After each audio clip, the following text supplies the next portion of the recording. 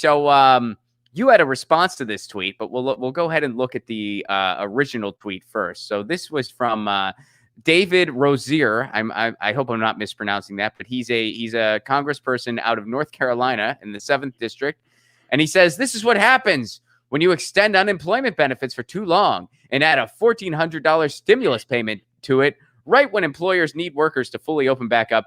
Few can be found, and he has a picture here of a fast food place. I guess it's a Hardee's, right? Am I right? Yeah. Looks like Hardee's. Hardee's or Carl's Jr., it looks like. Oh, yeah, because there's a little, like, smiling star here, which I guess that could be. Carl's Jr. has that, like, clown face dude, right? Yeah. But they probably utilize smiling stars as well. But anyway, it's one of those places. They're all the same. And they say, due to no staff, we are closed. We are hiring, and then they have the phone number. Oh wait, it tells us. It says Hardee's. It is a Hardee's. They told us at the end there. They're like, it's a Hardee's. So they have a sign saying that they're closed due to no staff, and he's saying, well, this is because you extended unemployment benefits and added a $1,400 stimulus payment. It has nothing to do with not paying living wages. So here's what you had to say about this. Let's go to your response first, and then we're going to go to something else in the news, because this goes far beyond this guy's ridiculous tweet. This is a long-standing propaganda campaign against working people. But let's go to what you said, James, first. Now, Jay Buffont, of course, is your Twitter personality. And here's what you say here. All right, Dave, I'm going to let you in on a fact. If businesses aren't willing to pay workers a living wage, then they can stay closed. What's funny is that workers holding out is actually the, quote, free market. So businesses need to compete for workers. If not, they can go out of business. I don't care. Did he respond to you? Great job, James. Yeah, it's quite ironic that you have these free market fundamentalists that want to talk about, oh, well, it's because people aren't that the government gave them a handout that people aren't working. And my question is, if you're against government handouts, then why aren't you against government handouts to large corporations?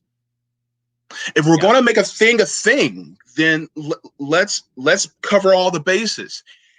If you want the free market to be the free market, then let it be the free market. Okay, so if businesses didn't have, the wherewithal to save up for a rainy day, like they tell all of us, the poors, then guess what? Then they should have had the wherewithal and the personal responsibility, because I know they like to throw that around. They should have had the personal responsibility to save up that money for a rainy day. And if they didn't, then they should close. Well, it's not even just that, but it's also, if you can't afford to pay an employee a living wage, you can't afford an employee. It's exactly. As simple as that. And we wouldn't tolerate it in any other area. If you showed up at Hardee's and they said, hey, what does Hardee's serve? They serve burgers, right? Yeah, burgers, fries. Matter. Yeah, but let's say they said, hey, no fries today, because we can't afford the potatoes anymore. We just can't afford potatoes. You're never going to go back to that Hardee's, right? Because you expect fries with your Hardee's meal or whatever the hell it is. And if they don't have fries, you'll be like, well, I'm going to go to the one with fries. And you can't just, well, we just can't afford fries. We're sorry. Well, same deal here. If you can't, and it's not like they can go to the distributor or the grocery store and say, hey, we're Hardee's. We really can't afford to pay full price for these potatoes, but would you accept like less? Would you accept like half? They're going to say no. These are how much the potatoes cost. And if you can't afford these potatoes, guess what? You can't afford to serve fries in your establishment, I guess. What's the same thing? If you can't afford an employee and you can't pay them a living wage, you can't afford an employee. And nobody ever looks at it that way. They're like, oh, people don't want to work. People want to work. They just want to be paid a living wage. And if you can't do it, well, I guess you can't afford an employee. One thing they need to get through their head is that, number one, this is business. Okay, employers are not entitled to employees. They're not entitled to have us as employees unless they actually present a model that is advantageous to us. So if you're not willing to pay out a living wage, then you can't complain that we aren't willing to work for that person, because that's business. So if you're not being attractive enough to laborers for, to promote your business, then I guess that means that they need to raise the compensation in order to attract workers. That's how it works. And so the fact that you have a lot of these free market fundamentalist, politicians who are complaining about this, it's like 1 + 1 = 2. Pay people enough to work for you, and they'll come work for you. It's actually really simple. And the thing is that what trips my mind is that these are elected officials. These are supposed to be the professionals, and yet they still can't seem to get that through their head. It's like, what are you, 2 years old? So it's just, to me, they get it. They get it. They just have to pretend they don't get it. Well, I mean, yeah, point taken, and you're absolutely correct. And so another thing is, when you have people who are getting more money from unemployment, I'm actually happy that they're getting closer to a living wage than they ever got from working. This means it actually forces the businesses to actually raise their wages so that people can actually have a living wage. And it's not like people are going to stay on unemployment for forever. If you're paying $18 an hour versus a business paying $13 an hour, the person who sees that, oh snap, you're paying $18 an hour, I'm getting the equivalent of $15 an hour from unemployment, but if I just work for them, I'll make more as long as the hours are good, then I'm gonna go work. People aren't necessarily lazy. People are trying to survive. Yeah. And so if you don't get that, then it means, one, either you don't want to get it because you're just not thinking about it, or two, it means you're out of touch, or you're so comfortable that it would never occur to you that this is a means of self-preservation and survival. Yeah. So I want to go here next. So this is an article from NBC. And this is the first thing that pops up in the news section on Google. If you just Google like wages, people don't want to work. So here's what pops up. And I want to go through this, and we're going to dissect this thing. And then I'm going to give you my thoughts on it. You're going to give me yours. Available jobs remain unfilled as local business owners struggle to entice people to work. So this is out of Fort Wayne, Indiana. A Fort Wayne business owner says when Congress authorized pandemic stimulus payments and extra unemployment benefits to help people who lost jobs, it created a big problem for him and others. And he's just a small business owner in your community. Last couple months, it's been really difficult to find help, says Tim Allen. Now, the company is called Big Eyed Fish. It employs people at 3 locations plus a food truck. But owner Allen says he's struggling to fill open positions. In just a 10-block radius of here, I guarantee you there's 400 jobs available. So until the free money, which is what he's referring it as, goes away, we're going to have this issue. First of all, it's not free money. It's the government upholding their end of an agreement. One of the reasons we have a federal government, if something like a pandemic happens, the government takes care of people. That's one of the reasons you pay taxes every year. So it's not free money. It's not a handout. In fact, the fact that the government did not do what they were supposed to do in giving people an emergency UBI, in freezing payments for small businesses all over the country, the fact that they didn't do that in the manner in which other countries did, they're actually stealing from you. They're actually stealing from all of us. That's what's really going down. So he goes on to say people are bringing in more income by collecting unemployment rather than working. What is that telling you? So he says, I'm out here busting my butt and working 60, 70 hours a week, and the person that's sitting at home is making more of the same, so it's really tough to get them to come out to do it. He says that's prompted some restaurants to do carry out, blah, blah, blah. So he's saying that he's not finding people to work, and he's looking for people to work. Now, here's the real big kicker here. This is the last sentence. In the meantime, he says he pays his employees a good wage to continue to pick up the slack, but he's not sure how long he can keep that up. Isn't that? And they don't even see the hypocrisy here. Did you believe that? Oh my God. Look. Right? Yo, I'm telling you right now, it is right it's like It's right in in your their face. face. And it's like, don't you get it? Like, okay, first off, the first question I would have asked him, I would have said, how much are you paying your employees? Yes. Well, they don't bring that up. They don't bring, I mean, there's a number of reasons why this article is just pure propaganda. First of all, they don't bring up, they're not going to talk about a place. They're not going to bring up the fact that people don't want to work at Hardee's and people don't want to work at they use a local business, right? Because they want to make it out like this is just a community member who's being screwed over. So they're going to pick a local business. That was deliberate.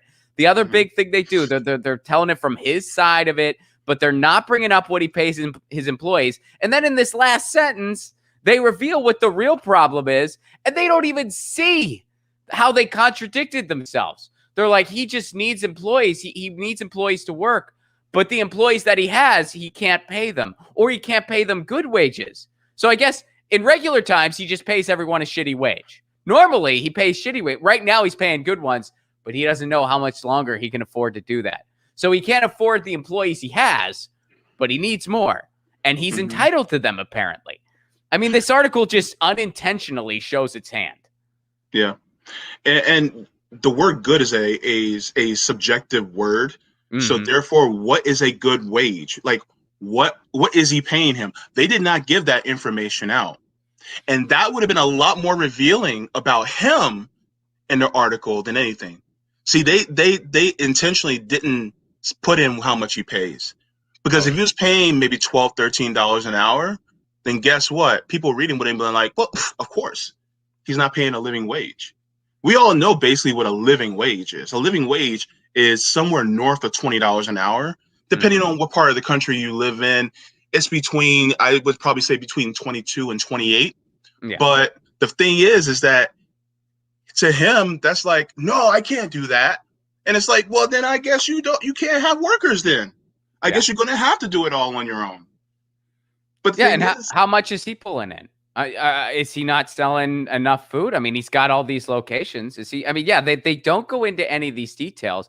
And here's the thing, man. Let me know your thoughts on this. Okay. If he was actually, I mean, let's say he's understaffed right now and he's at about 70%. So to make it up to his employees, he's paying them double wages or something like that. If that was the case, I bet they would have said that in the article. You know what I mean? Like they would have said he's paying his employees twice their regular wage if he was actually doing that, which means he probably isn't. He's probably just paying them a little bit more. And of course, they're not even saying what that is. So they're really tipping their hands by saying he's actually paying a respectable wage right now. He normally doesn't even do that. And he can't even keep doing that for the employees that he has, supposedly. But he needs more of them. He needs more employees. He's barely taking care of the ones he has, but he needs more of them, and he's entitled to them. People just don't want to work. Yeah, I mean, look, if you can't pay the employees that you have a decent wage, then why do you need more if you can't pay them? Yeah. Sounds like bad business sense to me. That's the thing. I mean, people love, and again, you're using the free market Bible against the free market Bible thumpers. You're like, look, this is capitalism. You love it so much. Guess what that means? Everyone involved is looking to make a buck. That includes your landlord. That includes the people selling you the ingredients you use. That includes everybody. There are no public resources. There is nothing collectively owned. So that means you are entitled to try. You get a shot. But if you can't manage your business, and if you can't pay employees a living wage, guess what? You don't get an employee. The same way, if you can't afford to buy the ingredients, you don't get the freaking ingredients. Yeah. It's unreal that there is just this complete propaganda campaign against working people. And again, this article is a prime example how they try to turn working people against one another. They found a small business owner who's going to parrot that right-wing nonsense. You know, they're going to kind of keep it in the dark. Like, what's he actually paying his employees? What's he actually doing? They're going to make it all from his perspective. Oh, people just don't want to work. And they're going to publish that stuff so that you feel bad for that guy. Meanwhile, it's like, no, people need living wages. If this guy's not offering it, he doesn't get an employee. and they're admitting that, oh, he's paying good wages right now. Normally he pays shit. Normally it's like, what does he normally pay? I mean, it's unbelievable. They printed that and didn't even see the hypocrisy. In the meantime, he says he pays his employees at a good wage to continue to pick up the slack, but he's not sure how long he can keep that up. Normally he pays them shitty wages. Normally, once it's in normal time, he'll just pay them shitty wages again. But right now, because people don't want to risk their lives for less than what they're getting sitting at home. Yeah, that sounds like a guy I don't want to work for, even in good times. Yeah, no kidding, right? Yeah.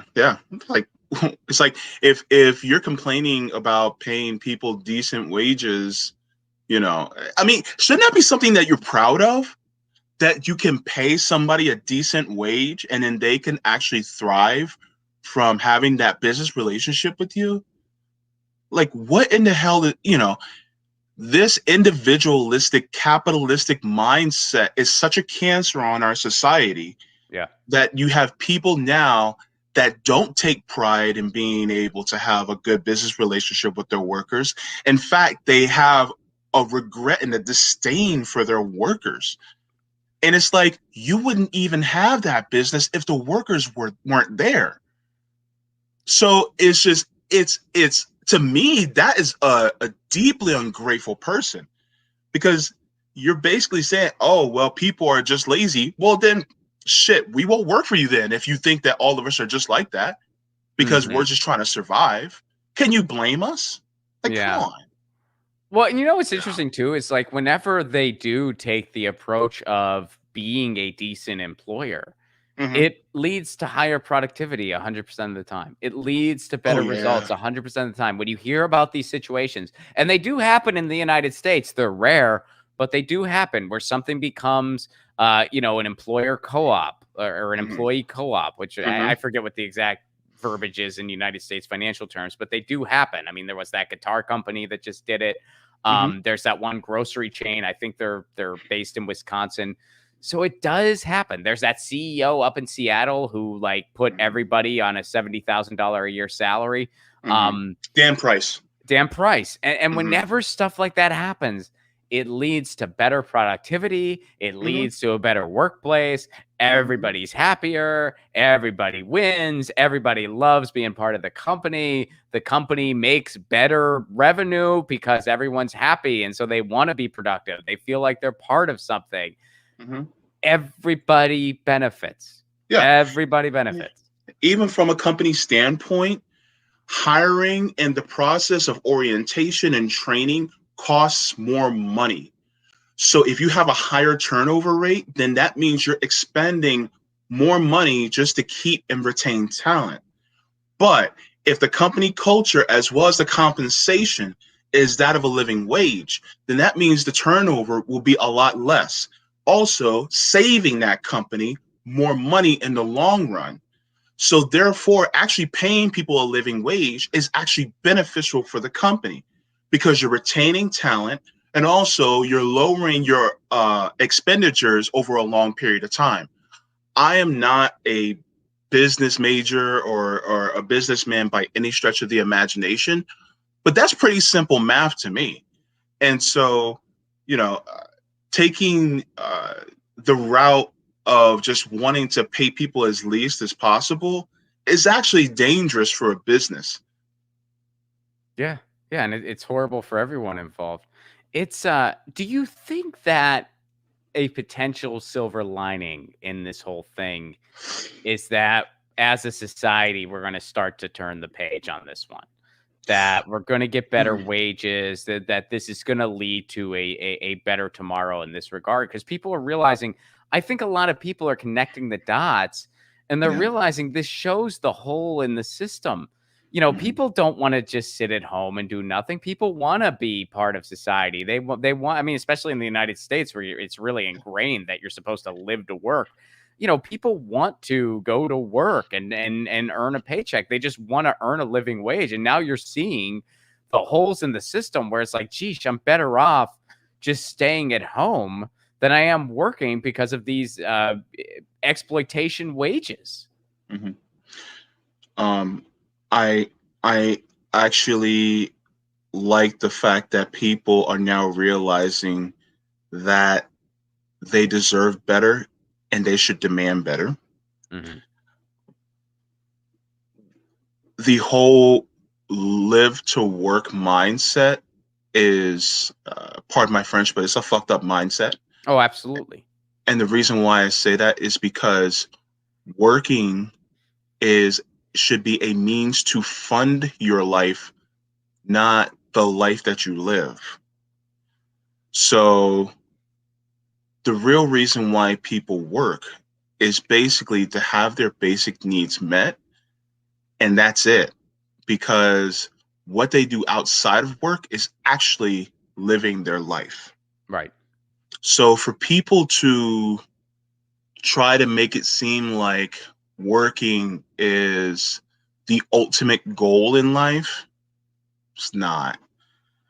We are so productive in this nation that if they really wanted to, people could make instead of a living wage, they can actually make a thriving wage, and people wouldn't have to work as much, and people would be able to actually live their lives and be able to enjoy life even in their best years. And by best years, I mean between 30 and 50.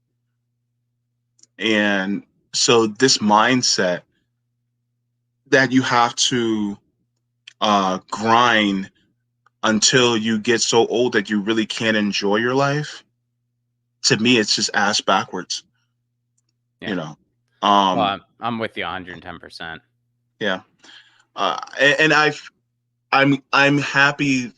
One thing I actually hope is I actually hope that it leads to a general strike. I hope people wake up and go, hey, you know what? If we stop working and stop producing for these corporations and then make specific demands for what we want, then we can get something, and then we can actually have a better life, and our material conditions could actually be met, not just from the corporate side, but also from the political side as well, which that's actually something I'm actually hoping for.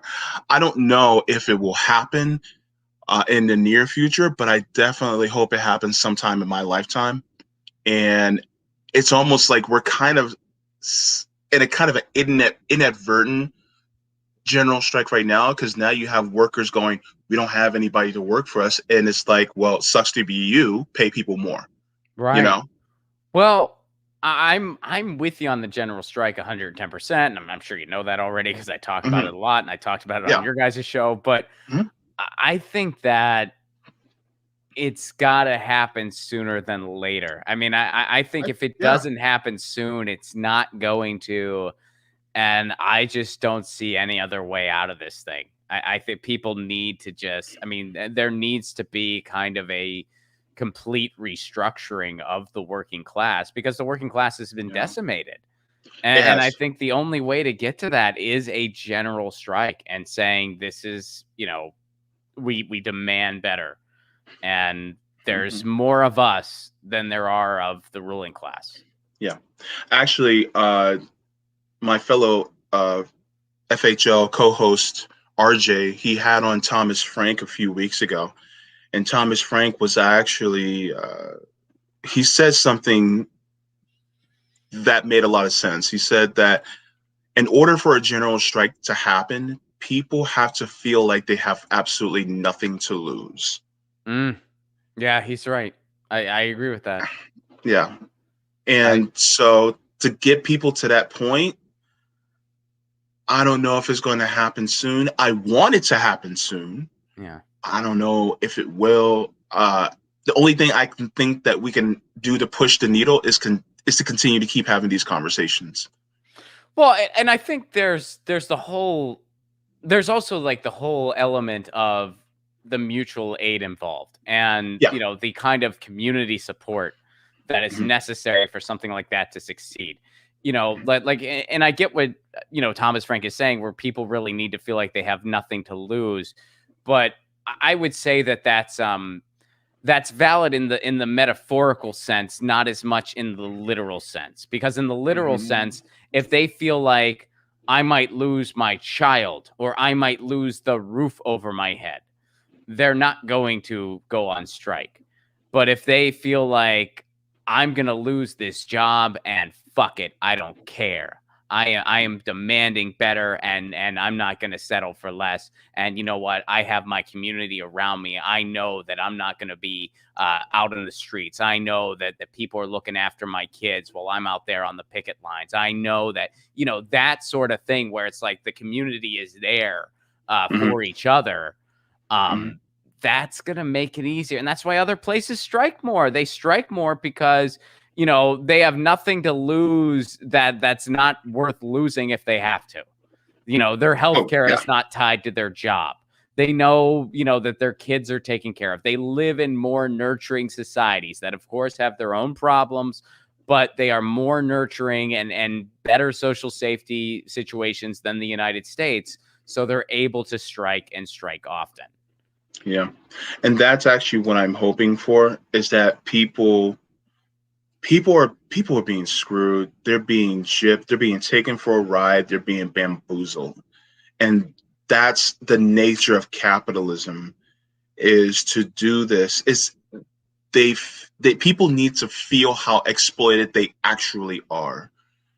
And one of the things that I love is that people like yourself and Graham Elwood. I'm sorry, my brain had a brain fart. It's all right. People like you and Graham Elwood, you guys talk about, you know, what other countries, you know, what they have, and to shine a light on that so that people in this country realize that we live in the richest country in the history of the world. And the fact that countries who do not have as many resources as we do are able to give these provisions for their citizens, and yet the United States doesn't give these provisions to us, there's something wrong. We don't have mandatory paid vacation by law. We do not have universal child care. We don't have a universal healthcare system. And so just some of these things would drastically change even the mindset of Americans. And I think that's the fear that a lot of, I don't like to call them elites, I like to call them oppressor class. Okay. I like that. They fear this because that means that we are going to take back our wealth from their gravy train if we have that mindset. And they're trying to take that mindset away from us. Part of it is through manufacturing consent and indoctrination. And this indoctrination is not just in our news media, it's also in the movies we watch, the books we read, the TV shows we consume. And so we have to fight against it. And I just want to say that, you know, a lot of the work that you do is deeply helpful because it's waking people up. And this needs to happen because it means our survival. Hell, the planet is depending on us to be able to wake up and change the system that we're currently in, because the trajectory is dismal. And it, you know, this planet can go, you know, as far as our survival within the next century. So it's important that people like yourself, you know, keep talking. And I just want to say that I appreciate what you do. Well, I appreciate what you do, man. And yeah, right back at you. Absolutely. And thank you for that. And yeah, I mean, we're calling for a true status quo shift, and the propaganda is very, very thick, man, because, hey, I mean, I tweeted this last night. It's like, look, the United States has convinced people that healthcare is not a human right, that college, you know, like free college is not a human right, that housing is not a human right, that clean water is not a human right, but a capitalist who isn't paying living wages has the right to an employee. That they have a right to that. But all these other things, not human rights, not at all. Not in the richest country in the world. Not human rights, not at all.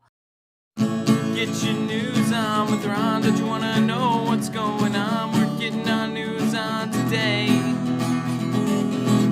Get your news on with Ron. Don't you wanna know what's going on? We're getting our news on today. You can tweet me an article at Ron Placone. We'll go through it together and make it our own. Get your